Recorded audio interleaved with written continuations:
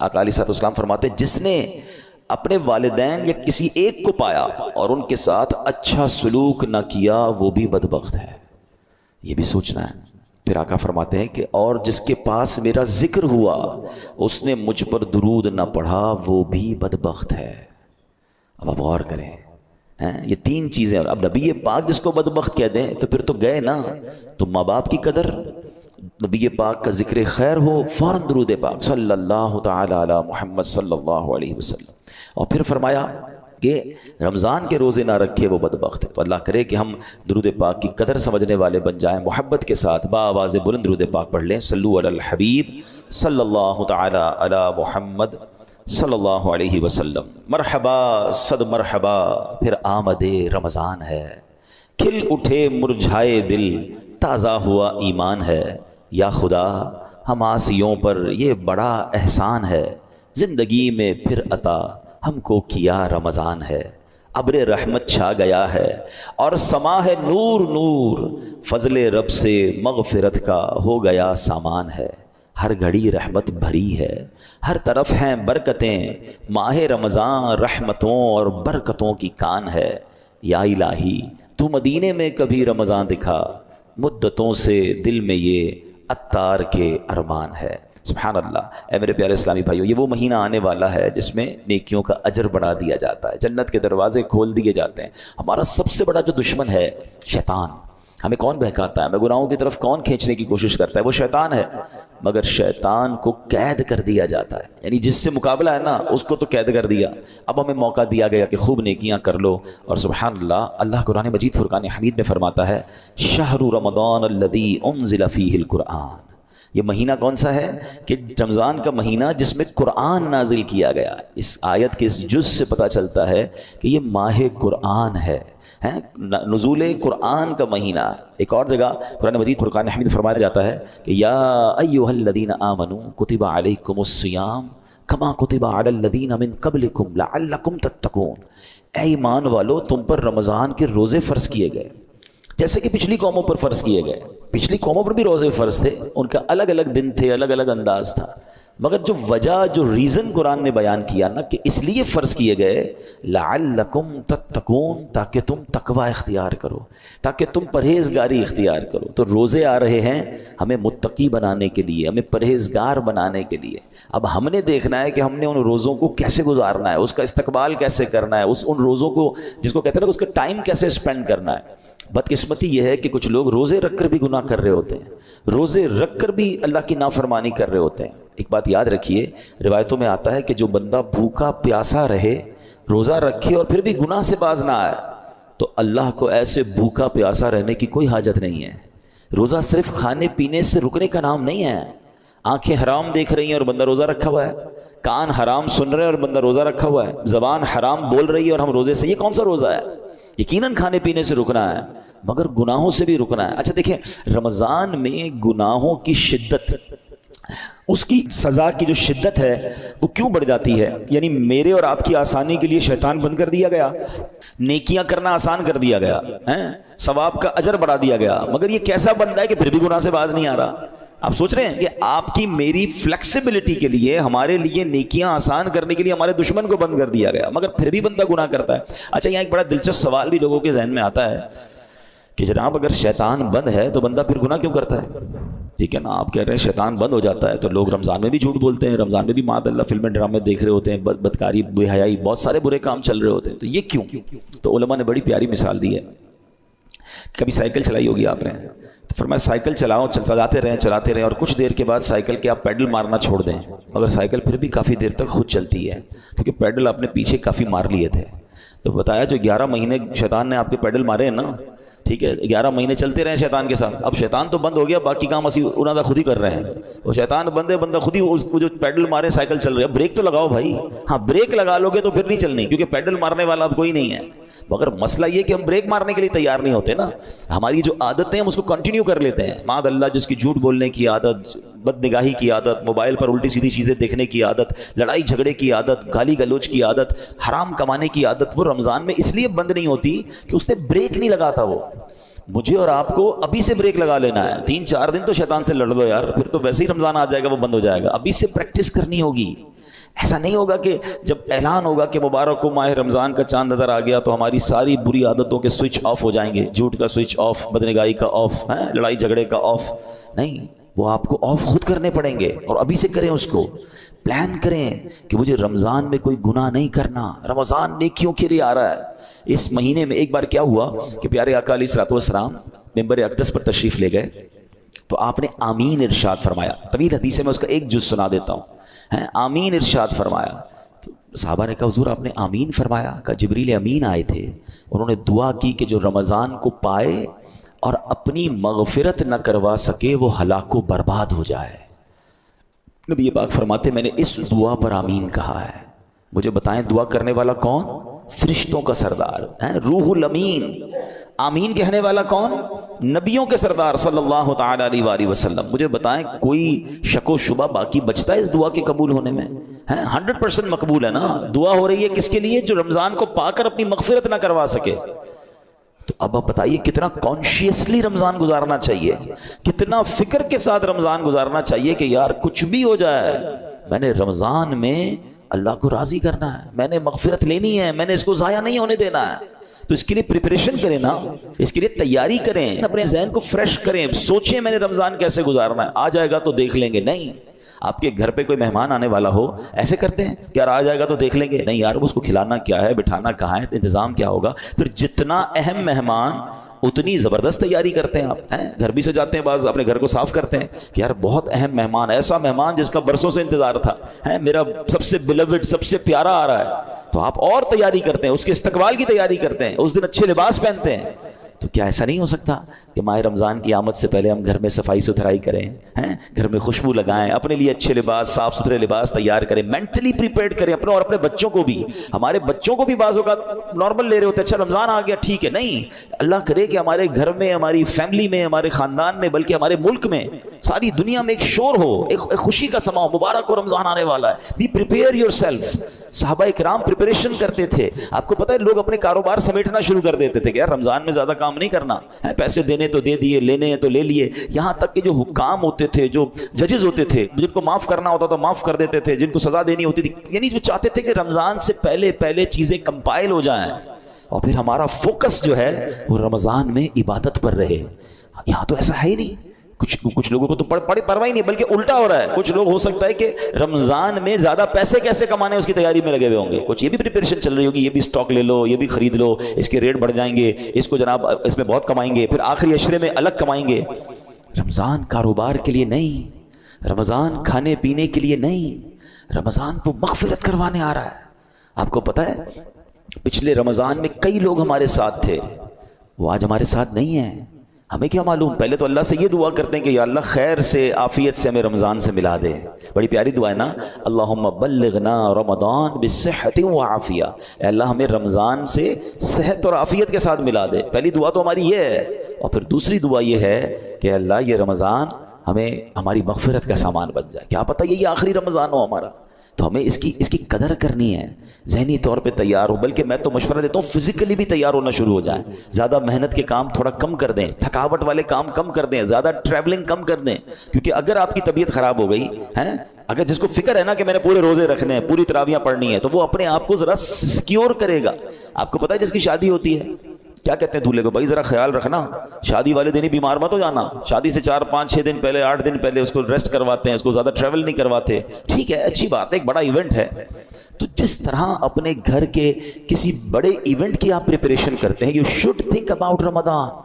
یہ اللہ کی طرف سے تحفہ آ رہا ہے، یہ وہ مہینہ ہے جو میری مغفرت مجھے بخشوانے آ رہا ہے. مولا علی شیر خدا کرم اللہ تعالی وجہ الکریم کیا فرماتے ہیں؟ تو مضمون ہے آپ کی کال کا، اس امت کو اگر اللہ کو عذاب دینا ہوتا نا، اللہ کی رضا یہ ہوتی کہ اس امت کو پنشمنٹ ملے، تو اللہ انہیں رمضان اور قرآن عطا نہ فرماتا.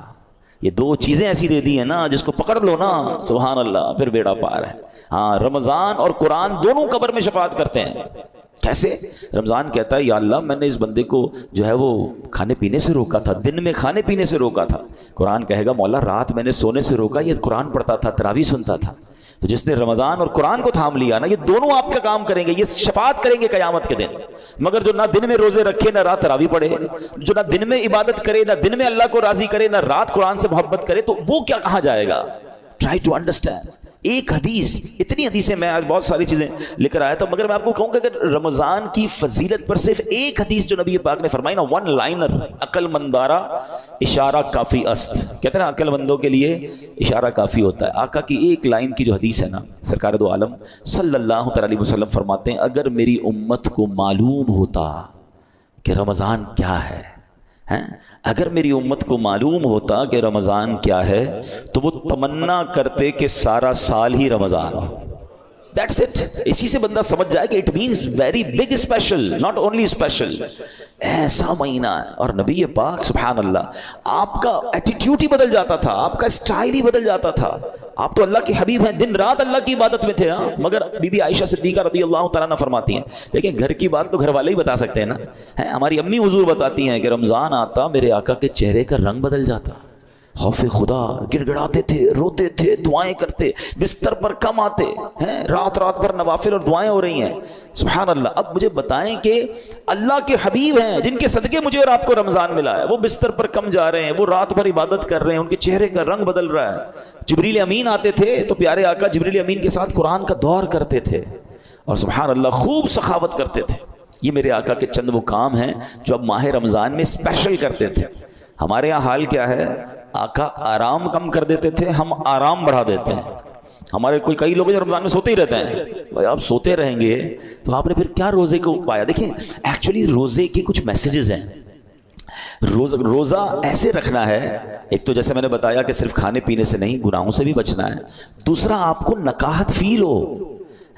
اس کا ایک مقصود ہے کہ جب عصر کے بعد, خاص طور پہ ماشاءاللہ کئی لوگ میں جانتا ہوں, مجھے یہاں بھی نظر آ رہے ہیں, مزدور بھی ہیں ہمارے بھائی, نوکری پیشہ بھائی بھی ہمارے بیان میں آئے ہیں, تو یہ مجھے تو ان پہ یقین کرے رشک آتا ہے. اصل روزہ ہی ان کا ہے. ایسے بھی ماشاءاللہ ہیں جو صبح 8-9 بجے سے کام پہ جاتے ہیں اور محنت مزدوری بھی کر رہے ہوتے ہیں, اور سبحان اللہ روزہ بھی رکھتے ہیں. اللہ ان کے صدقے ہم ناکاروں کا روزہ قبول فرما لے. ہم میں کئی وہ ہیں جو ایئر کنڈیشن روم میں بیٹھے رہتے ہیں, کام بھی ہے تو ٹیلی فون پر کام کرنا ہے. نو ڈاؤٹ روزہ ہمارا بھی ہے, لیکن اصل روزہ تو ان کا ہے نا, جو اتنی محنت کر کے بھی روزہ چھوڑتے نہیں ہیں. ہاں چھوڑنا نہیں ہے, یہ نہیں کہہ سکتے کہ یار میرا بڑا محنت والا کام ہے, بڑی مزدوری والا کام ہے. روزے سے مت کہو میرا کام ہے, کام کو کہو میرا روزہ. آپ کام کم کر دیں, تھوڑا کر لیں, مگر روزہ نہیں چھوڑ سکتے. تو میں یہ بتانا چاہ رہا تھا کہ آپ نے دیکھا ہے جب آپ کا روزہ ہوتا ہے تو عصر کے وقت بڑی عجیب سی فیلنگ شروع ہو جاتی ہے. کسی چیز کا جی نہیں چاہتا, تھکاوٹ لگ رہی ہوتی ہے, پیاس لگ رہی ہوتی ہے, زیادہ بات کرنے کو جی نہیں چاہتا, غصہ کرنے کو جی نہیں چاہتا, بحث کرنے کو جی نہیں چاہتا. کیوں؟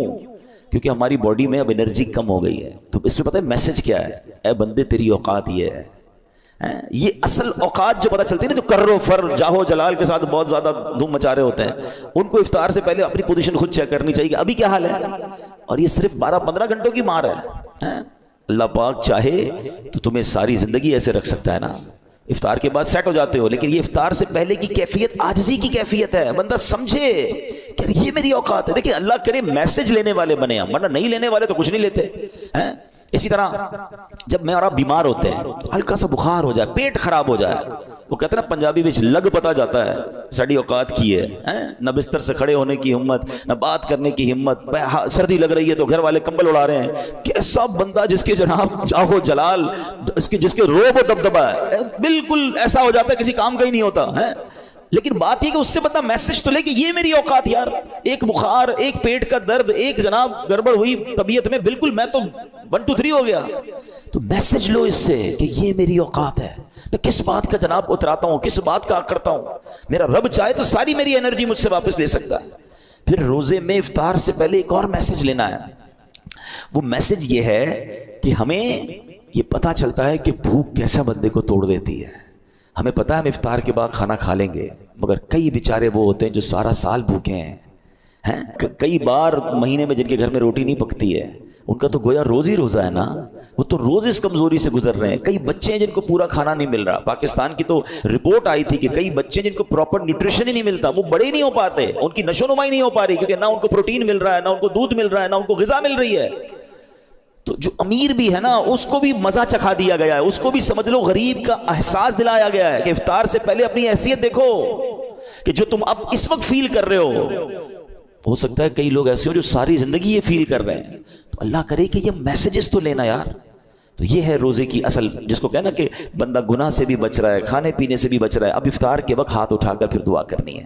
آپ کو پتہ ہے خاص وقت ہے افطار کا، حدیثوں میں آتا ہے جس کا مضمون ہے کہ روزانہ رمضان میں افطار کے وقت 10 لاکھ گناہ گاروں کو جہنم سے آزاد کر دیا جاتا ہے۔ اور وہ 10 لاکھ کون سے ہیں؟ کہ جن پر گناہوں کی وجہ سے جہنم واجب ہو چکا تھا۔ مجھے سچ بتاؤ پھر افطار کے وقت ہماری کیفیت کیا ہونی چاہیے؟ کاش ہم اپنے گھر والوں کو بات سمجھائیں۔ ہمارے گھر میں تو ہنگامہ مچا ہوا ہوتا ہے، بھائی جلدی سے شربت لے آؤ، تو پکوڑے کدھر ہیں، تو دہی بلے کدھر ہیں، پتہ نہیں افطار ہے یا کوئی مارکا ہے۔ ارے یہ مغفرت کا وقت ہے۔ اگر واقعی آپ نے افطار کا انتظام کرنا بھی ہے تو اپنی فیملی سے بھی، ان بیچاروں کو بھی کچن سے نکالیں، ان کو کہیں 10 منٹ پہلے ختم کر دیں، سب کچھ دسترخوان پہ رکھ دیں اور آپ بھی آ جائیں، اب مل کے دعا کرتے ہیں۔ کتنا اچھا گھر ہوگا، کتنا اچھا دسترخوان ہوگا کہ باپ بھی بیٹھا ہے، ماں بھی بیٹھی ہے، بچے بھی بیٹھے ہیں اور سب کے ہاتھ اٹھے ہیں کہ مولا آج پھر افطار میں 10 لاکھ بخشے جائیں گے، اے اللہ ہماری بخشش فرما دے، ہمیں محروم نہ کیجیے۔ اور کراچی والوں کو تو گولڈن چانس یہ ملتا ہے کہ جس وقت ہمارے افطار کا وقت ہوتا ہے عین اسی وقت، یعنی اس سے 15-20 منٹ آدھا گھنٹہ پہلے مدنی چینل پر شاندار دعاؤں کا سلسلہ ہوتا ہے۔ آپ اپنے گھر والوں کے ساتھ مدنی چینل پر شامل ہو جائیں، ہیں وہ دعائیں ہو رہی ہیں، آہیں ہیں، آنسو ہیں، اللہ کے ولی اور پھر ہزاروں لوگ اعتکاف میں پورے مہینے کے رمضان میں فیضان مدینہ میں ہوتے ہیں، تو نہ جانے کس کی آمین کے صدقے ہمارا بیڑا پار ہو جائے۔ بلکہ میں تو ایک مشورہ دوں گا کراچی والوں کو کہ کچھ افطار فیضان مدینہ میں جا کر کریں۔ آپ کو بہت ساری فرائز نہیں ملیں گی وہاں پر، بہت خوبصورت فروٹ کی ٹرے نہیں ملے گی، مگر روحانی آپ کو بہت کچھ ملے گا۔ وہاں فیضان مدینہ میں یہ اہتمام ہی نہیں ہوتا، وہاں پانی کی بوتل دے دی جاتی ہے، 1-2 کیلے دے دیے جاتے ہیں، اس کے بھی پیچھے بھی امیر اہل سنت کی بڑی پیاری حکمت ہے۔ اللہ کرے ہم کو سمجھ آ جائے کہ افطار سے پہلے جس نے سموسے بھی کھانے ہیں، کباب بھی کھانی، پیاز بھی اس میں ڈلی ہوئی ہے، اور اس کے بعد نماز بھی مغرب کی پڑھنی ہے، تو منہ سے بدبو نہیں آئے گی۔ اللہ کرے ہم مسجد کی نماز کی قدر محسوس کریں۔ بھائی سب چیزیں مغرب کے بعد بھی تو ہو سکتی ہیں نا، تو پانی پی لیں، کھجور کھا لیں، منہ کو اچھی طرح صاف رکھیں تاکہ ہم عبادت کر سکیں۔ تو یہ ایکچول دعا کا وقت ہے۔ تو میں مشورہ دوں گا کہ آپ عصر کے بعد فیضان مدینہ چلے جایا کریں، جب جب جا سکیں وہاں افطار کریں، پھر گھر آ کے جو کھانا ہے کھائیں بھائی، لیکن وہ جو وقت ہے مغفرت کا، وہ جو وقت ہے دعاؤں کا، اس کو ضائع مت ہونے دینا۔ اور یہ رمضان میں یہ موقع آتا ہے، تو آپ گھر میں دعا کریں، مدنی چینل پر شامل ہو جائیں، جیسے بھی کریں، مگر اس وقت کو خاص سمجھیں۔ بٹ رہا ہے، مغفرت کے پروانے بٹ رہے ہیں۔ اور اسی طرح جیسے میں نے بیان میں کہا آخری بات کہ ماہ رمضان میں گناہ نہیں کرنا۔ حدیث پاک میں آتا ہے جس کا مضمون ہے جو رمضان میں ایک گناہ کرے اس کے 1 سال کے اعمال برباد کر دیے جاتے ہیں۔ مولا علی شیر خدا کرم اللہ تعالی وجہ الکریم نے ایک قبر کو دیکھا، آپ اللہ کے ولی تھے، بہت بڑے صحابی بھی ہیں، تو آپ نے دیکھا اس قبر والے کو عذاب ہو رہا ہے، وہ قبر والا پکار رہا ہے، اے علی میں آگ میں جلایا جا رہا ہوں، مجھے الٹا پلٹا جا رہا ہے، مجھے بچاؤ۔ مولا علی شیر خدا کرم اللہ تعالی وجہ الکریم نے اللہ کی بارگاہ میں دعا کی کہ مولا یہ بندہ جل رہا ہے، اسے نجات دے دے۔ تو ارشاد ہوا اے علی آپ اس کی سفارش نہ کریں۔ تو عرض کرتے مولا میں سفارش نہ کروں، وجہ کیا ہے؟ اے علی یہ وہ بندہ ہے جو دن میں تو روزے رکھتا تھا مگر رات گناہوں سے باز نہیں آتا تھا۔ اب بتائیں دن میں روزے رکھ کر رات گناہ کرنے والے کو یہ عذاب دیا جا رہا ہے، تو جو روزے بھی نہیں رکھ رہا اس کا کیا حال ہوگا؟ تو رمضان میں نیکیوں کا اجر واقعی بڑھ جاتا ہے مگر گناہ کا عذاب بھی بڑھا دیا جاتا ہے، کیونکہ یہ مہینہ گناہ کرنے کے لیے نہیں ہے، یہ اللہ کا مہینہ ہے۔ اب ادھر رمضان کی راتوں میں کوئی کرکٹ کھیل رہا ہے، کوئی لوگوں کی نیندیں خراب کر رہے ہیں، غلط کاموں میں لگے ہوئے، نہ کریں ایسا۔ یہ دعاؤں کا مہینہ، یہ مغفرت کا مہینہ، یہ تلاوت کا مہینہ ہے۔ Prepare your self. تو بہرحال اللہ کرے کہ ہم اپنے اس مہینے کی قدر کرنے میں کامیاب ہو جائیں۔ دعوت اسلامی کے زیر انتظام مدنی چینل پر بھی بہت خوبصورت پروگرامز آتے ہیں، جب جب آپ کو وقت ملے آپ مدنی چینل دیکھنا شروع کر دیں، علم دین سیکھ رہے ہوں گے، دعائیں ہو رہی ہوں گی، تو اس کی برکتیں حاصل ہوں گی۔